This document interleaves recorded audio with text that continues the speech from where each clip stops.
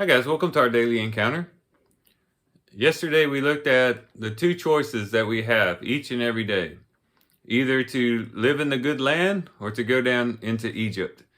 That is, either to abide in Christ, trusting in the Lord, living our lives in submission to Him, or living according to the world and according to the desires of the world. And each and every day we have the choice to make. Which will we do?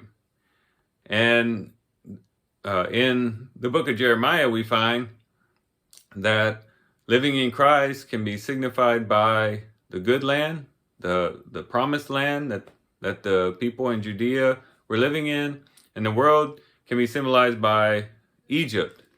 And the people at the time of the exile, the remnant that was left, made the wrong choice. They decided to go down into Egypt. The Lord had told them, no, stay in the land. I'll provide for you. I'll take care of you in the promised land.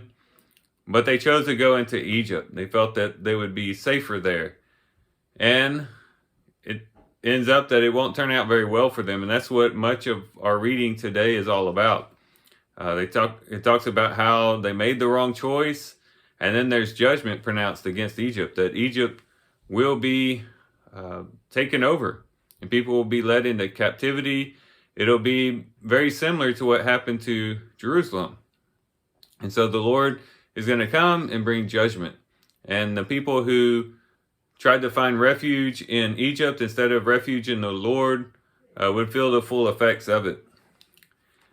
And as we think about our own lives, as we consider the world and we consider Christ, and the decision that we have to make on which one we will live by, which one we will desire, we could look at 1 John chapter 2, which gives us a similar word in connection to the world that we have in Jeremiah in connection to Egypt.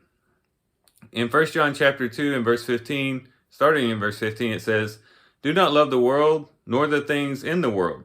If anyone loves the world, the love of the Father is not in him. For all that is in the world, the lust of the flesh, and the lust of the eyes, and the boastful pride of life, is not from the Father, but is from the world. The world is passing away, and also its lust. But the one who does the will of God lives forever." And so we have really a promised judgment on this world, that this world one day will pass away. All the things that we think are so important, living after pleasure or comfort, prosperity, whatever the case may be, whenever our hearts are set on the things of this world, when we're following after the lust of the flesh, when we are looking with our eyes on things in the lust of the eyes, when we are prideful and seeking our own self-exaltation and boasting, the boastful pride of life, we're living according to the world. And the word here in 1 John chapter 2 is that the world and all that it contains, the things that we desire, the things we try to get out of it, will one day be destroyed. They're going to pass away. But the one who does the will of the Father will abide forever. Whoever does the will of God will live forever. And so, again, this decision is placed before us. Will we live according to the world, where we know that judgment is coming, that it will pass away? Or will we live according to Christ and abide in the good land, so to speak? Abide in Christ, communion with Christ, living for Christ, in submission to Christ. Because we know if we take that route, we will live forever, and we will far outlive the things of this world. And so it is the better choice. We want to make the choice that has the most lasting benefit. And the most lasting benefit is to follow after the Lord and be in submission to Him.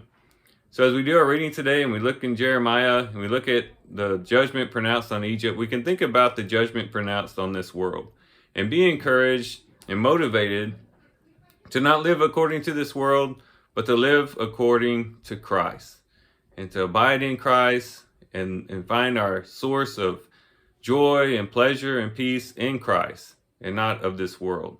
So these are some things to think about today. I do thank you for watching the video today. Hope you guys have a great day. Love you guys. God bless.